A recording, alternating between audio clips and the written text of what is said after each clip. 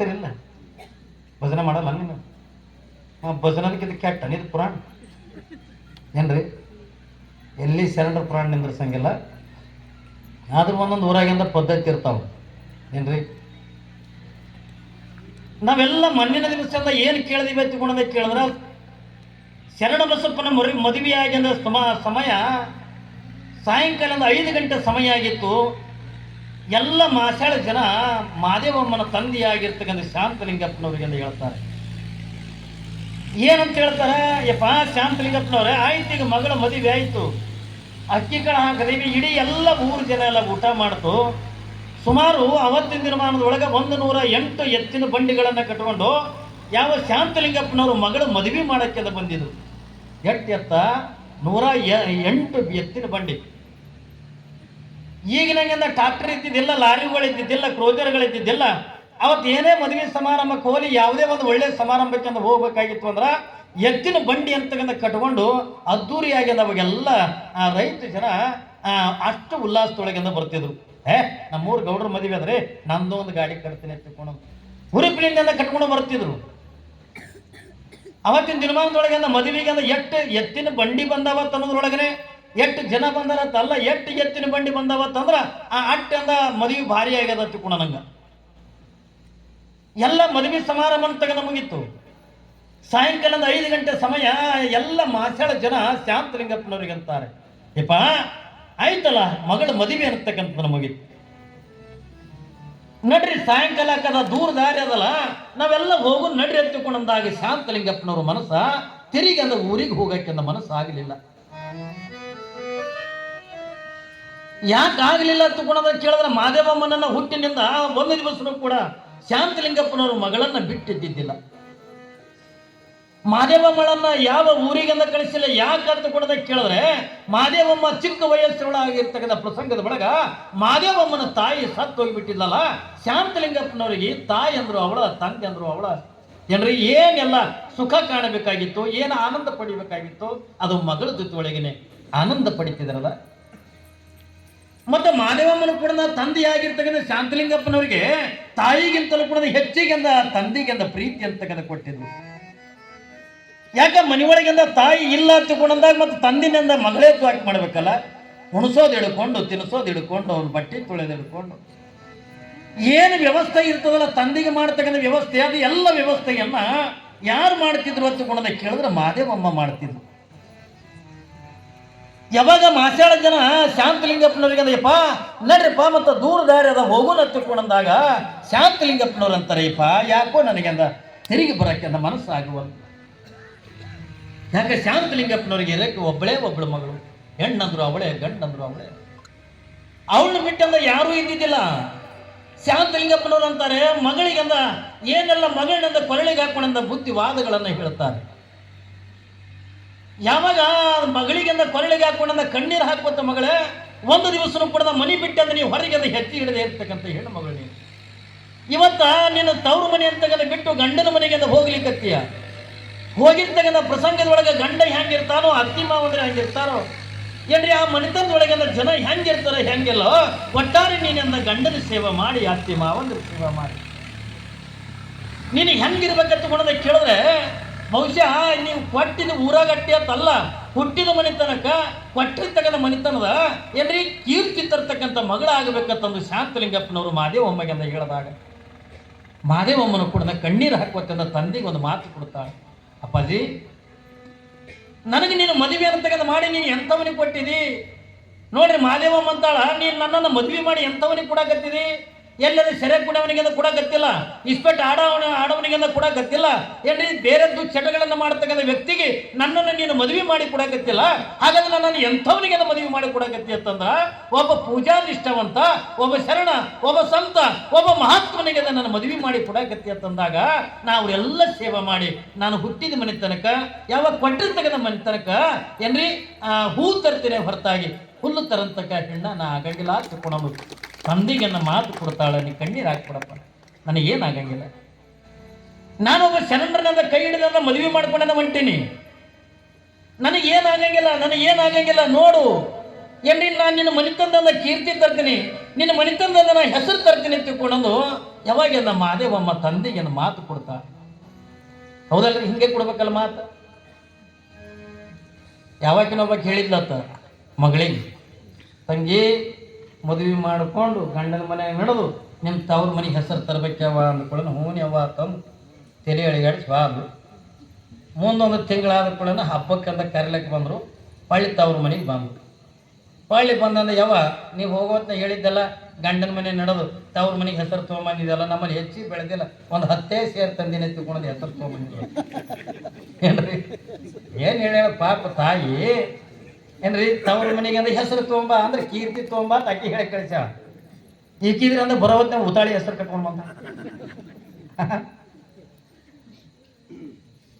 ಇದು ಅಲ್ಲ, ಇದು ಮಾದೇವಮ್ಮ ಏನಂತಾಳ, ಹುಟ್ಟಿ ತಗಂದ ಮನೆ ತನಕ ಕೊಟ್ರಿ ತಗಂದ ಮನೆ ತನಕ ಹೂ ತರ್ತೀನಿ ಹೊರತಾಗಿ ಅದು ಹುಲ್ಲು ತರಂಗಿಲ್ಲ ತಿಳ್ಕೊಂಡಂತ ಮಾತು ಕೊಟ್ಟು ಯಾವಾಗೇನ ಸಾಯಂಕಾಲ 5 ಗಂಟೆ ಆಗಿತ್ತು. ಶರಣ ಬಸಪ್ಪನನ್ನ ಮಾದೇವಮ್ಮನನ್ನ ಯಾವಾಗೇನ ಮೆರವಣಿಗೆ ಮಾಡಿಕೊತ ಮನಿತನಕ್ಕೆಂದ ಕರ್ಕೊಂಡು ಬರ್ತಾರೆ.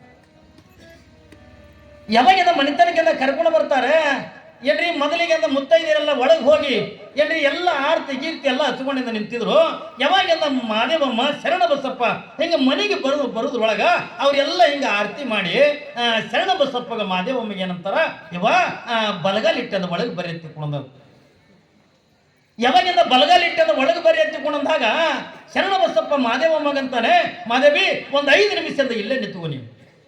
ನೋಡ್ರಿ ಬಾಗಿಲು ಹೊರಗನೆ ಒಂದು 5 ನಿಮಿಷದ ಇಲ್ಲೇ ನಿಂತು, ಒಂದು 5 ನಿಮಿಷದ ಇಲ್ಲೇ ನಿಂತ್ಕೊಂಡಂದಾಗ ಹೂನ್ರಿ ಎತ್ತಿಕೊಂಡು ಹೊರಗೆ ನಿಂತುಕೊಂಡು ಶರಣ ಬಸಪ್ಪ ತಾವೊಬ್ಬನೇ ಏನ್ರಿ ಬಲಗಾಲಿಟ್ಟದ ಮನ್ಯಾಗ ಎಂದ ಬಂದ.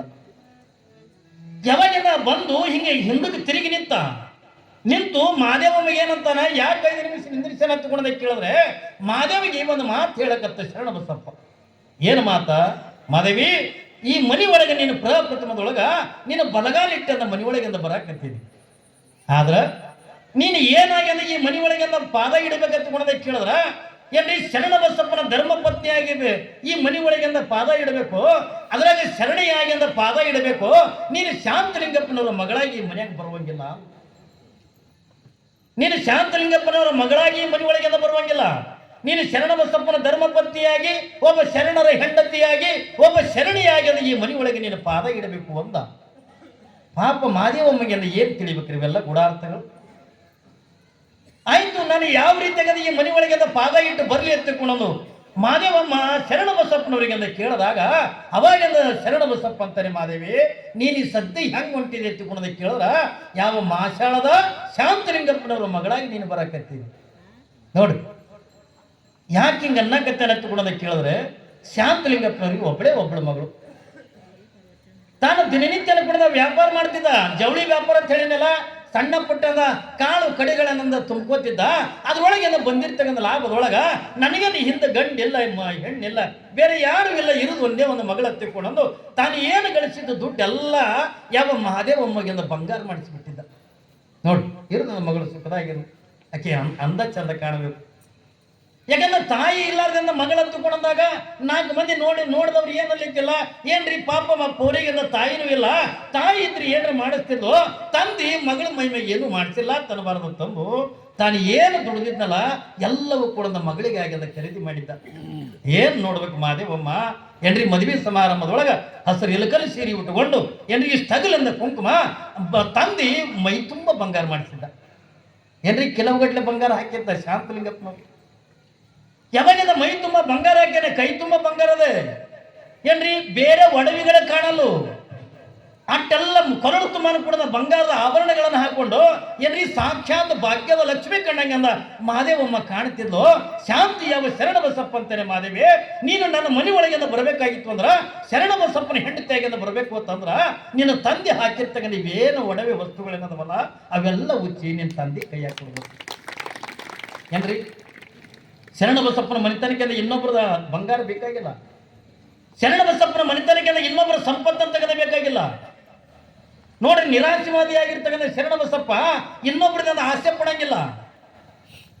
ನಾವು ಅಪ್ಪಿ ತಪ್ಪಿ ಹಾಕೋದ್ರೊಳಗಿನ ಒಂದು ಗುಂಜಿ ಬಂಗಾರ ಕಮ್ಮ ಹಾಕಿದ್ರೆ ಲಗ್ನದ ತಾಳಿ ಕಟ್ಟಿಬಿಡೋಣ.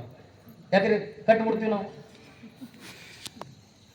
ಕಲ್ಪನೆ ಮಾಡ್ಕೋರಿ, ಶರಣರ ಜೀವನಕ್ಕೆ ನಮ್ಮ ಜೀವನಕ್ಕೆ ಏನು ವ್ಯತ್ಯಾಸ ಅದ ಅನ್ನೋದಕ್ಕೆ ಈ ಪುರಾಣಿ ಶರಣ ಬಸಪ್ಪನ ಪುರಾಣ ಯಾಕೆ ದರ್ಶನ ವ್ಯಕ್ತಕೊಂಡು ಕೇಳಿದ್ರ ಆ ಶರಣ ಬಸಪ್ಪನ ಜೀವನಕ್ಕೆ ನಮ್ಮ ಜೀವನಕ್ಕೆ ಎಷ್ಟು ವ್ಯತ್ಯಾಸ.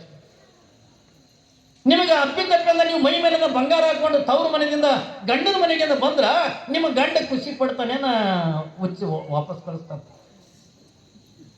ಏನ್ ಮಾಡ್ತಾಯವ ಯಪ್ಪ ಅದೇ ಕಷ್ಟವಾಗಿ ಆಯ್ತ್ರಿ. ತರಲಿಲ್ಲ ತಗೊಂಡ್ರೆ ಮಾರಿ ಹಂಡಿ ಹಂಗೆ ಮಾಡ್ಕೊಂಡು ಕುಂತಿರ್ತಾವ. ನಾವು ಯಾಕೆಂದ್ರೆ ನಾವು ಇಲ್ಲ ಸಣ್ಣವರಾಗಿ ಅಂತ ಕುಂತೀವಿ ಎತ್ತುಕೊಂಡ ಕೇಳಿದ್ರ ಇನ್ನೊಬ್ಬರದಿಂದ ಬೇಕು ಬೇಕು ಬೇಕು ಎತ್ತುಕೊಂಡು ನಾವು ಏನು ಹಂಬಲಿಸಲಕತ್ತೀವಲ್ಲ, ನಾವು ಇನ್ನೊಂದು ಕೂಡ ಎಲ್ಲಿತನ ಸಾಕಂತೀವಿ ಅಲ್ಲಿತನ ನಾವು ದೊಡ್ಡವರಾಗಕ್ಕಾಗಂಗಿಲ್ಲ. ಶರಣ ಬಸಪ್ಪನವ್ರು ನೋಡ್ರಿ, ಅಲ್ರಿ ತಂದೆ ಪ್ರೀತಿಯಿಂದ ತನ್ನ ಮಗಳ ಮೈ ಮೇಲಿಂದ ಒಡವೆ ವಸ್ತುಗಳನ್ನು ಹಾಕ್ಯಾನೆ, ಕೆಲವು ಗಟ್ಟಲಿಂದ ಬಂಗಾರ ಹಾಕ್ಯಂದ ಯಾವಾಗಿಂದ ಶರಣ ಬಸಪ್ಪನವ್ರು ಮಂತನಕ್ಕೆಲ್ಲ ಕಳಿಸಿಕೊಟ್ರ. ಆದ್ರೆ ಶರಣ ಬಸಪ್ಪ ಅಂತಾನೆ ಮಾದೇವಿ, ನೀನು ಏನು ಮೈ ತುಂಬ ಆಭರಣಗಳನ್ನು ಹಾಕೊಂಡಿದೆಯಲ್ಲ, ನೀನು 5 ಮುತ್ತುಗಳು ಸಾಕು. ನಾನು ನಿನಗೇನು ಮದುವೆ ಸಮಾರಂಭದೊಳಗ ನಿನಗೇನು 5 ಮುತ್ತುಗಳನ್ನು ಕೊಟ್ಟಿನಲ್ಲ, ಆ 5 ಮುತ್ತು ಬಿಟ್ಟರೆ ಬೇರೆ ಯಾವುದು ಈ ಮನೆಯಾಗದ ಬರಬಾರ್ದು. ನೋಡಿ ಯಾವ 5 ಮುತ್ತ? ಹಣಿ ಮೇಲಿರ್ತಕ್ಕಂಥ ಕುಂಕುಮ, ಕೈ ಒಳಗಿರ್ತಕ್ಕಂಥ ಹೆಸರು ಬಳೆ, ಕಾಲೊಳಗಿರ್ತಕ್ಕಂಥ ಕಾಲುಂಗ್ರ, ಮೂಗಿನೊಳಗಿರ್ತಕ್ಕಂಥ ನತ್ತ, ಹೊರಳಾಗಿರ್ತಕ್ಕಂಥ ತಾಳಿ ಬಿಟ್ರ ಬೇರೆ ಯಾವುದು ಕೂಡ ಈ ಮನಿತನಕ್ಕಿಂತ ಬರಬಾರ್ದು.